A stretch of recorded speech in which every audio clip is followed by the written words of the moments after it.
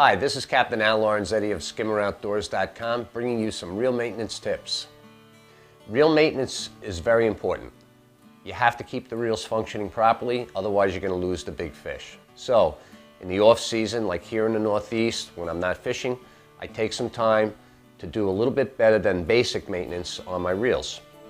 And when it comes to reels, if you have any kind of problem with it or anything that involves going into the main mechanism of the reel, which is basically the right side, I would recommend you either send it away for service or bring it to a tackle shop that does reel repair.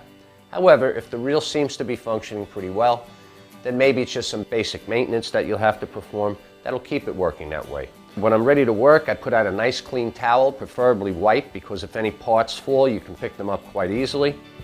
And then you can see I have one disassembled. On the Dakota and most reels, most conventional reels, the left side plate's only held on with 3 or 4 screws. And when you remove that left side plate, you have access to the clicker mechanism, the idler gear. There's actually a bearing in here that you can inspect. The spool can be removed, and you can look at the other side of the reel, into the reel guts of the reel, and see if you have any kind of salt buildup or anything like that. Some reels allow you greater access at this point. The Dakota doesn't, but you can look in there and see if you have a real dirt problem. Maybe it should be then cleaned professionally. However, if everything looks okay, you have access to a bearing. A little drop of oil can be placed on that to make sure it stays free. It doesn't build up any salt or get rusted. And then the spool can be replaced.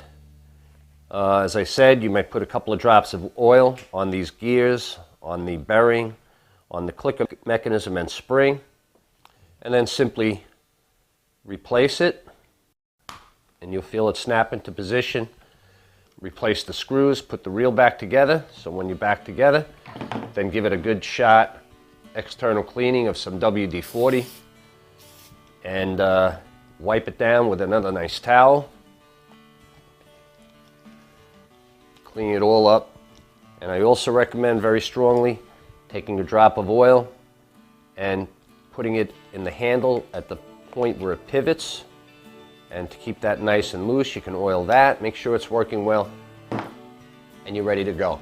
Basic reel maintenance.